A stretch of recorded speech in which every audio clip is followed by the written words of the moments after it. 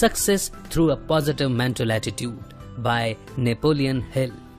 क्या आपका कोई गोल है जिसे आप सच में अचीव करना चाहते हैं? क्या आप जानना चाहते हैं कि गुस्सा, डर और सेल्फ डाउट को कैसे दूर किया जाए? क्या आप ज्यादा मोटिवेशन और अपने सपनों को हासिल करने के लिए डटकर खड़े रहने की क्वालिटी को और निखारना चाहते हैं? अगर आपका जवाब हाँ है तो ये बुक इसमें आपकी मदद करेगी। नेपोलियन हिल ने सक्सेस हासिल करने के लिए कई प्रिंसिपल्स के बारे में बताया है। उन्होंने एक अच्छी जिंदगी जीने के लिए पॉजिटिव मेंटल एटीट्यूड की इंपॉर्टेंस पर हमेशा जोर दिया। इस बुक में आप कई अलग अलग लोगों की कहानियां सुनेंगे जो दिलचस्प होने के साथ साथ बहुत इंस्पायरिंग भी हैं। आप सीखेंगे कि पॉजिटिव मेंटल एटीट्यूड की पावर को कैसे उजागर करना है। तो आइए नॉलेज के इस खजाने को लेने की शुरुआत करते हैं चैप्टर नंबर 1 से, where the road to achievement begin. S B Fuller Louisiana में एक किसान के बेटे थे। फुलर ने 5 साल की छोटी उम्र से ही खेत में काम करना शुरू कर दिया था। उनके छोटे से गांव के लोगों ने इस बात को स्वीकार कर लिया था कि वो गरीब हैं। उन्हें लगता था कि चाहे कुछ भी हो जाए वो हमेशा गरीब ही बने रहेंगे, क्योंकि ये भगवान की इच्छा थी। लेकिन फुलर की मां ने उनसे कहा कि ये भगवान की मर्जी नहीं है कि हम गरीब हैं। तुम्हारे पिता ने कभी अमीर बनने की इच्छा ही नहीं की। उन्होंने पैसे कमाने के लिए कोई और काम करने की कोशिश ही नहीं की। जब फुलर बड़े हुए तो उनकी दिली तमन्ना थी कि वो बहुत पैसा कमाएं। उनका जुनून साफ दिखाई देता था। उन्हें लगा कि पैसा कमाने का सबसे आसान तरीका होता है कोई सामान बेचना। इसीलिए उन्होंने साबुन बेचना शुरू कर दिया। फुलर ने इस काम को 12 सालों तक जारी रखा। लेकिन एक दिन जो कंपनी उन्हें साबुन सप्लाई करती थी, उसने अपना बिजनेस $1,50,000 में बेचने का फैसला किया। फुलर ने कंपनी को खरीदने के बारे में सोचा। इसके लिए उन्होंने 12 सालों की अपनी जमा पूंजी $25,000 से अपना पहला पेमेंट किया। उसके बाद उन्होंने 10 दिनों के अंदर बाकी के $1,25,000 देने का वादा किया। अपने 12 सालों के साबुन के छोटे से बिजनेस में फुलर ने कई बिजनेसमैन के साथ एक स्ट्रॉन्ग नेटवर्क बना लिया था। उन्होंने उनकी मदद से $1,15,000 इकट्ठा किए, लेकिन अभी भी उनके पास $10,000 कम थे। 10 तारीख की रात को फुलर अपनी गाड़ी लेकर निकले और उन्होंने ठान लिया कि वो तब तक ड्राइव करते रहेंगे जब तक कि उन्हें कोई बिजनेस ऑर्गेनाइजेशन नहीं मिल जाता। कुछ दूर जाने के बाद फुलर को एक कॉन्ट्रैक्टर के ऑफिस में लाइट जलती हुई दिखाई दी। वो अंदर गए और बड़े कॉन्फिडेंस के साथ कहा कि क्या आप $1,000 प्रॉफिट कमाना चाहते हैं? कॉन्ट्रैक्टर ने कहा, हाँ बिल्कुल। जवाब सुनते ही फुलर ने तुरंत कहा, फिर आपको मुझे $10,000 उधार देने होंगे। उन्होंने कॉन्ट्रैक्टर को उन बिजनेसमैन के नाम की लिस्ट दिखाई जिन्होंने उन्हें पैसे दिए थे। फिर उन्होंने अपने साबुन की कंपनी के बारे में भी सब बताया। वहां से निकलते वक्त फुलर की जेब में $10,000 का चेक था। जिस कंपनी से कभी वो सामान खरीदा करते थे, अगली सुबह वो उस पूरी कंपनी के मालिक बन गए। फुलर की सक्सेस का राज है कि वो जानते थे कि वो क्या चाहते थे और अपने सपने को हकीकत में बदलने के लिए वो पॉजिटिव मेंटल एटीट्यूड के साथ लगातार आगे बढ़ते रहे। आपको पता है, हर इंसान के पास एक छुपी हुई जादुई ताबीज होती है जिसमें सिक्के की तरह 2 पहलू होते हैं। एक साइड होता है PMA यानी कि पॉजिटिव मेंटल एटीट्यूड और दूसरा होता है NMA यानी नेगेटिव मेंटल एटीट्यूड। ये सिर्फ आप पर डिपेंड करता है कि आप किस साइड को चुनते हैं। इमेजिन कीजिए कि आप इस मैजिकल ताबीज को हर रोज पहन रहे हैं। आपके अंदर बहुत पावर है और आप PMA या NMA से कुछ भी चुन सकते हैं। अगर आप PMA को चुनते हैं तो आप यकीनन बहुत सक्सेस अचीव करने वाले हैं। सक्सेस का दूसरा मंत्र यानी कि सेकंड चैप्टर है you can change your world. Irwin Ben Cooper America के सबसे सम्मानित जजेस में से एक थे, लेकिन जब वो छोटे थे तो अपने गांव के सबसे डरपोक बच्चे हुआ करते थे। बेन का बचपन मिसौरी में एक झोपड़पट्टी के पास गुजरा था। उनका परिवार किसी दूसरे देश से वहां बसने आया था। उनके पिता दर्जी का काम करते थे और उनके परिवार को बहुत कम पैसों में गुजर बसर करना पड़ता था। बेन रेलवे ट्रैक से कोयला उठाकर घर ले जाते ताकि रात में आग जलाकर वो घर को कुछ गर्म कर सकें और उन्हें ठिठुरती हुई सर्दी में न सोना पड़े। अक्सर उनके रास्ते में 3 शैतान लड़के हमेशा उनके इंतजार में खड़े रहते ताकि वो बेन को पीट सकें। इस वजह से बेन के मन में डर बैठ गया था। अपने खाली समय में बेन होरेशियो अल्गर द्वारा लिखी गई उन कहानियों को पढ़ा करते थे जिनमें जांबाज हीरो के किस्से लिखे गए थे।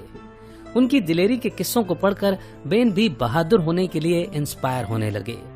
अलगर की किताबों को पढ़ने से उनके सबकॉन्शियस माइंड में पॉजिटिव मेंटल एटीट्यूड की बात अपने आप बैठने लगी थी। कुछ महीनों बाद बेन फिर रेल की पटरियों की ओर गए। उन्होंने उन तीनों शैतान लड़कों को अपनी ओर आते हुए देखा। एक पल के लिए बेन के मन में भाग जाने की इच्छा हुई, लेकिन उन किताबों से मिली कॉन्फिडेंस ने उन्हें स्ट्रांग बना दिया था। बेन ने उन लड़कों का सामना करने की ठानी। इतना ही नहीं, जब हाथापाई हुई तो उन्होंने सबको मुंह तोड़ जवाब भी दिया, और इस बार बेन नहीं बल्कि वो लड़के डर कर भागने पर मजबूर हो गए। उस दिन के बाद बेन कभी भी डर का शिकार नहीं हुए। आपको क्या लगता है उस दिन ऐसा क्या खास हुआ था? उस दिन खास ये था कि बेन ने खुद को अलगर की किताब का हीरो मान लिया था, और इस वजह से बदमाशों को जमकर करारा जवाब दिया। ये विश्वास बड़े होने तक उनके साथ बना रहा। उन्होंने आगे चलकर लॉ की पढ़ाई की और कई गुंडे बदमाशों को कानून की मदद से सजा दी। बेन पीड़ित लोगों का जितना अच्छा बचाव हो सकता था करते थे। इस तरह धीरे धीरे वो एक सक्सेसफुल जज बने। आप भी बेन की तरह अपनी लाइफ बदल सकते हैं।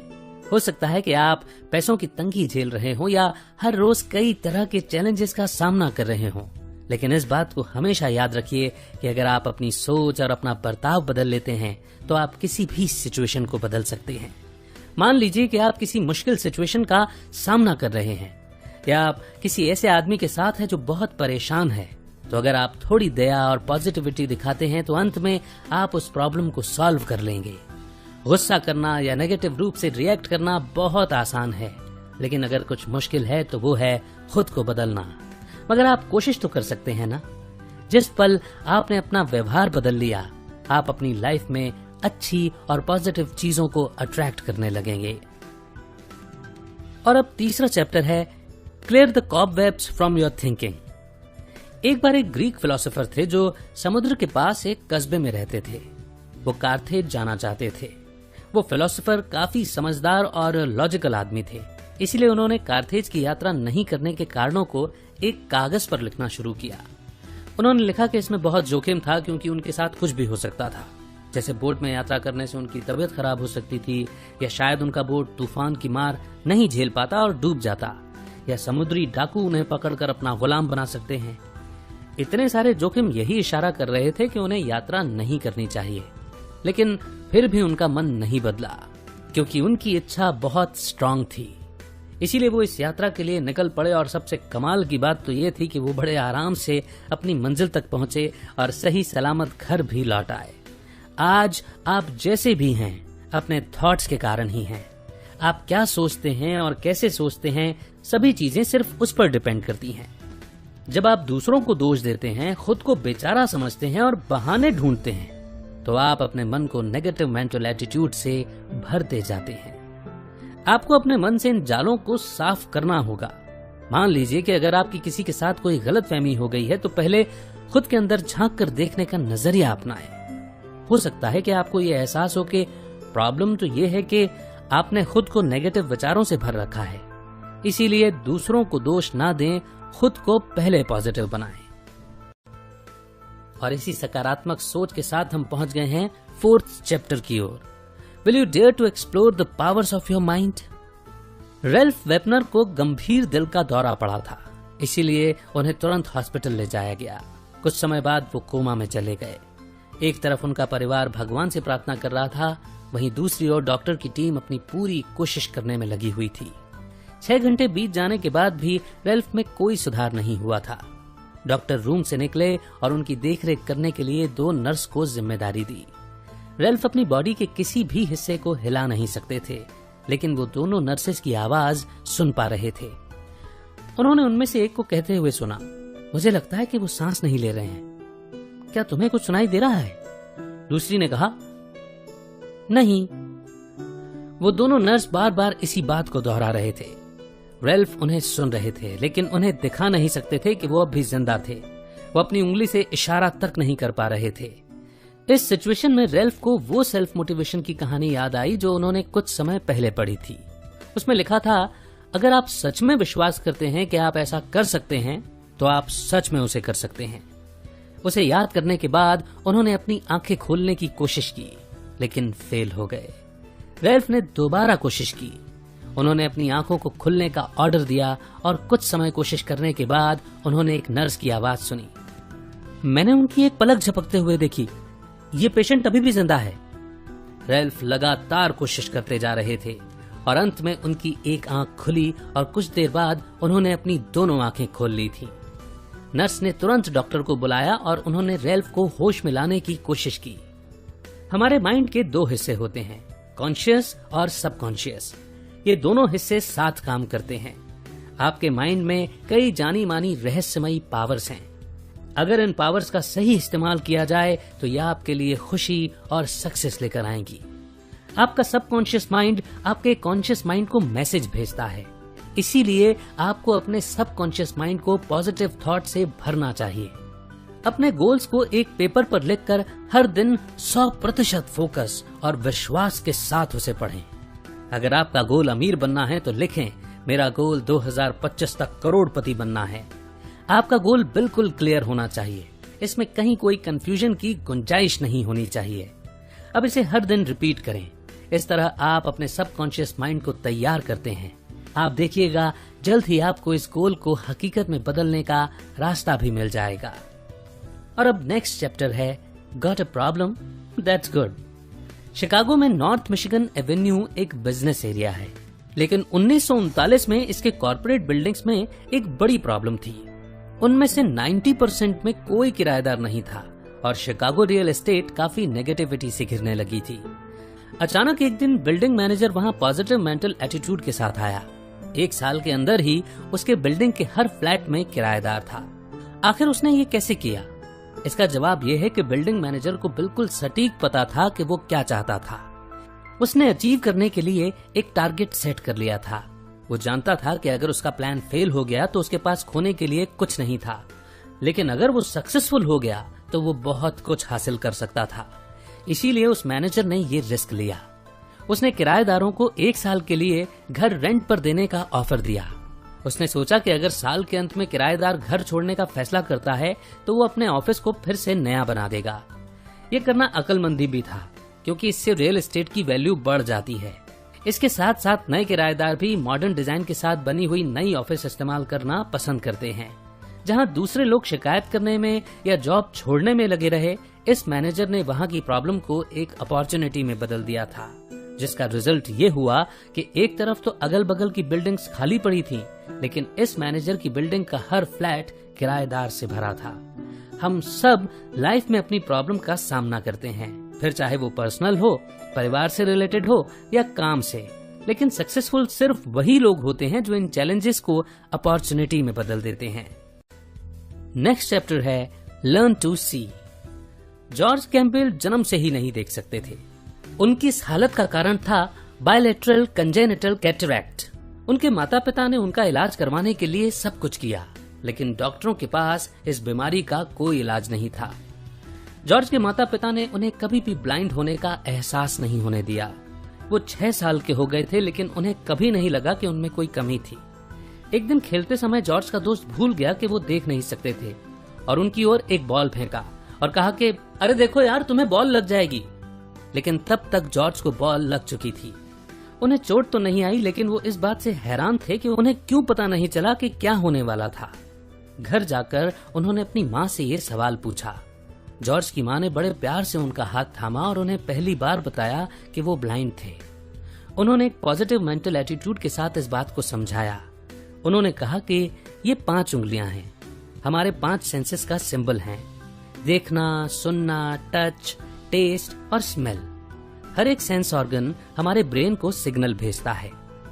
फिर उन्होंने जॉर्ज की एक उंगली को बंद किया और कहा कि तुम्हारे देखने का सेंस ऑर्गन काम नहीं करता। उसके बाद उनकी माँ ने बॉल को उनकी तरफ उछाला और जॉर्ज ने उसे पकड़ लिया। मेरे लाडले, खुश होने के लिए तुम्हें 5 सेंस ऑर्गन्स की जरूरत नहीं है।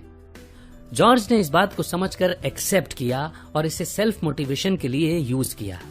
जब जॉर्ज हाई स्कूल में थे तब उन्हें अपनी बीमारी के बारे में और बातें समझ आने लगी। उन्हें एक कॉम्प्लिकेटेड सर्जरी के बारे में पता चला जो उनकी कंडीशन को ठीक कर सकती थी।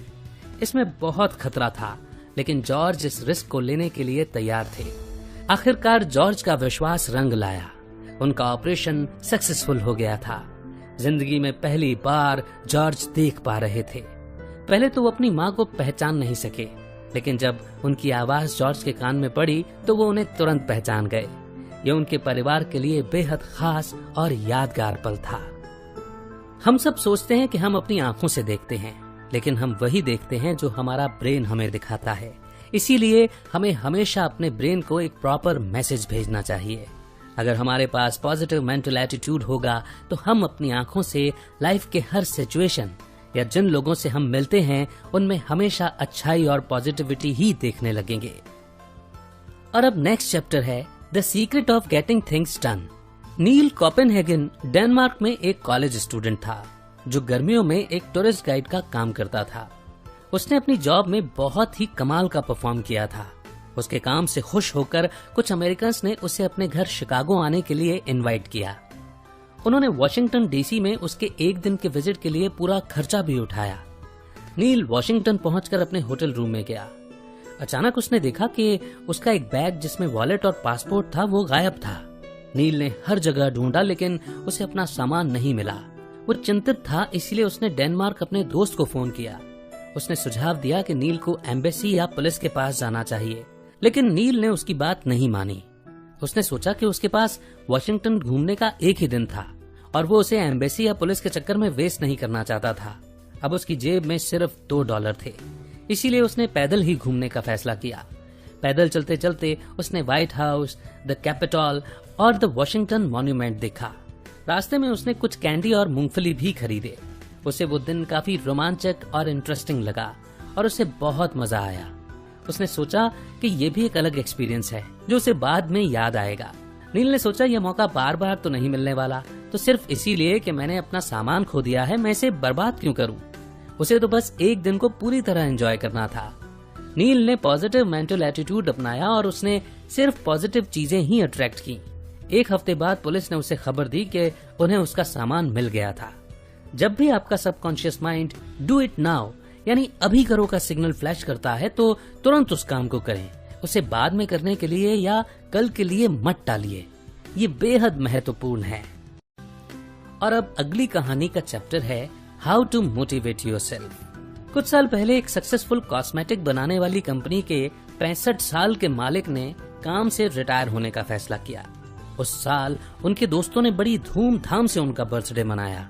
वो सब उनसे उनके बिजनेस की सक्सेस का सीक्रेट फार्मूला बताने के लिए कहते, लेकिन वो हर बार इस बात को टाल जाते। उनके 75th बर्थडे पर उनके दोस्तों ने दोबारा उनसे वही सवाल किया। इस बार उन्होंने सबके साथ अपना सीक्रेट शेयर करने का फैसला किया। उन्होंने कहा कि उनका सीक्रेट फार्मूला था होप यानी उम्मीद। होप ने उन्हें एक सक्सेसफुल बिजनेसमैन बनाने के लिए मोटिवेट किया था और इसी होप ने औरतों को उनका प्रोडक्ट खरीदने के लिए मोटिवेट किया। ये उम्मीद ही है जो आपको हमेशा मोटिवेट करती रहती है। यह आपको अपने गोल्स को अचीव करने के लिए एक पर्पस देती है। आप भी हर दिन अपनी प्रोग्रेस को देखकर खुद को मोटिवेट करें। और इसी से जुड़ा हुआ अगला चैप्टर है how to motivate others. Napoleon Hill जब बच्चे थे तो बहुत शरारती थे। उनकी माँ की मृत्यु हो चुकी थी और उनके पिता को लगता था कि नेपोलियन सबसे बुरे बच्चे थे। जब उनके पिता ने दूसरी शादी की तो नेपोलियन ने ठान ली कि वो अपनी सौतेली माँ को अपने दिल में जगह नहीं बनाने देंगे। शादी के बाद उनके पिता अपनी पत्नी को नेपोलियन के रूम में लेकर गए और कहा कि ये है नेपोलियन जो इस दुनिया का सबसे बुरा लड़का है। ये सुनकर नेपोलियन को बहुत गुस्सा आया और वो अपना बचाव करने के लिए खड़े हो गए। लेकिन उनकी सौतेली माँ ने कहा, सबसे बुरा लड़का? नहीं, बिल्कुल नहीं। ये तो सबसे होशियार और समझदार लड़का है। हमें बस इसके अंदर से ये क्वालिटी बाहर निकालने की जरूरत है। इन शब्दों ने नेपोलियन को झकझोर कर रख दिया, क्योंकि उन्होंने अब तक अपने पिता से सिर्फ नेगेटिव बातें ही सुनी थीं। जैसे जैसे दिन बीतते गए, नेपोलियन की सौतेली माँ ने उन्हें वो अच्छा लड़का बनने के लिए एनकरेज किया जो वो मानती थी कि वो थे। इस व्यवहार से नेपोलियन समझने लगे कि दूसरों को कैसे मोटिवेट किया जाए। आप ऐसा दूसरों में विश्वास दिखाकर और उनमें खुद के लिए कॉन्फिडेंस जगाकर कर सकते हैं। दूसरों को मोटिवेट करने से पहले आपको उन्हें यकीन दिलाना होगा कि आपको उन पर भरोसा है। उन्हें ये जताएं कि आपको ये विश्वास है कि वो कुछ भी अचीव कर सकते हैं और आप उनका सपोर्ट करने के लिए हमेशा उनके साथ खड़े हैं। उन्हें ऐसे लोगों की कहानियां बताएं जो पहले तो फेल हुए, लेकिन अपने पॉजिटिव मेंटल एटीट्यूड की वजह से उन्होंने जीत हासिल कर अपने लिए एक नया मुकाम भी बनाया। चाहे कुछ भी हो जाए, हार मत मानो, तभी सक्सेस आपके कदम चूमेगी। और अब बहुत महत्वपूर्ण chapter, attract, don't repel wealth. George स्टीफेक को लंबे समय तक हॉस्पिटल में रहना पड़ा। वहां उन्हें पढ़ने और सोचने के लिए बहुत समय मिला। उन्होंने popular book think and grow rich पढ़ी। तब उन्होंने पैसों की वैल्यू को समझा। उस बुक को खत्म करने के बाद जॉर्ज को शर्ट बोर्ड बेचने का ख्याल आया। शर्ट बोर्ड का इस्तेमाल आयरन किए हुए कपड़ों को फोल्ड करने के लिए किया जाता है और लॉन्ड्री की दुकानें उसे $4 में खरीदने के लिए तैयार थीं। जॉर्ज ने हर शर्ट बोर्ड पर एडवर्टाइजमेंट प्रिंट के बारे में सोचा ताकि वो एड देने वालों से पैसे चार्ज कर कुछ एक्स्ट्रा पैसे कमा सकें। हॉस्पिटल से निकलने के बाद जॉर्ज ने अपना बिजनेस शुरू किया। शुरुआत में उन्हें कई मुसीबतों का सामना करना पड़ा, लेकिन उन्होंने उसे सक्सेस की ओर ले जाने वाले स्टेप्स के रूप में देखा। उनका बिजनेस धीरे धीरे आगे बढ़ रहा था। इसे तेज करने के लिए जॉर्ज को एक आइडिया आया। उन्होंने बोर्ड के एक तरफ एडवर्टाइजमेंट प्रिंट किया और दूसरी तरफ पजल, रेसिपी और गेम्स प्रिंट करने लगे। उनके कस्टमर्स को ये नया कंसेप्ट बहुत पसंद आया और उस प्रोडक्ट की डिमांड बढ़ने लगी। जॉर्ज सक्सेसफुल हुए क्योंकि उन्होंने कई किताबें पढ़ी और अपनी एक्टिविटीज के लिए सही प्लानिंग की। ज्यादातर सक्सेसफुल लोग सेल्फ हेल्प बुक्स पढ़ते हैं जो उन्हें पॉजिटिव बने रहने में मदद करती हैं। पॉजिटिव थिंकिंग सक्सेस और पैसे को अट्रैक्ट करती है। हाई गोल्स पाने की इच्छा रखना और उन्हें पेपर पर लिखना बहुत जरूरी है। जब आप अपने गोल्स को लिखते हैं तो वो ऑटोमेटिकली आपके ब्रेन में रजिस्टर हो जाता है और सबकॉन्शियस रूप से आप उसके लिए प्लान करना शुरू कर देते हैं। और अब नेक्स्ट चैप्टर जो शायद आपके भी मन के सवाल का जवाब देता है, how to find satisfaction in your job. Jerry असम एक सेल्स मैनेजर थे। उन्हें अपना जॉब बेहद पसंद था और वो अपने काम में अपना 100% देते थे। हम सभी की तरह उनकी लाइफ में भी कई ऐसे दिन थे जब उन्होंने बहुत मुश्किलों का सामना किया और हिम्मत भी हारे। इसीलिए उन्होंने सेल्फ हेल्प बुक्स पढ़ना शुरू किया और उनसे 3 इंपॉर्टेंट बातें सीखी। पहला, अपने नेगेटिव इमोशंस को कंट्रोल करें।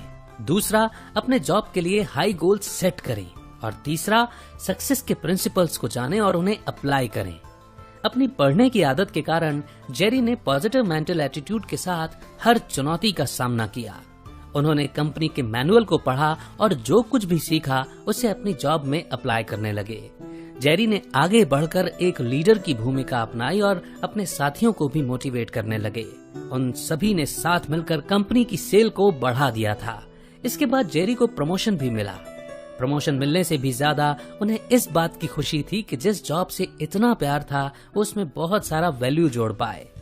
सेटिस्फेक्शन वो खुशी है जो आपको अपना काम करने से मिलती है। ये आपके मेंटल एटीट्यूड पर डिपेंड करता है और इस पर सिर्फ आपका कंट्रोल होता है।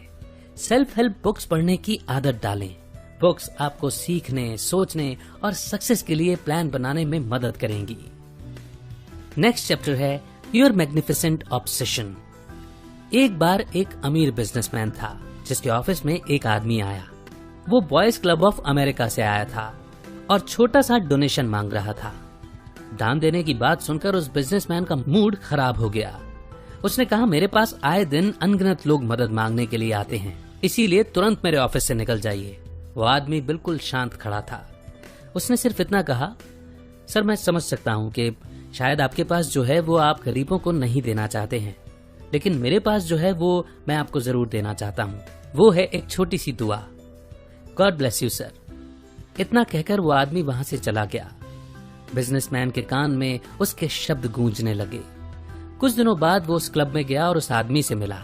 उसने जेब से $5 लाख का चेक निकाला और कहा कि मैं कुछ डोनेट करना चाहता हूँ, लेकिन मेरी एक रिक्वेस्ट है, ये दान किसने दिया है ये कभी किसी को मत बताना।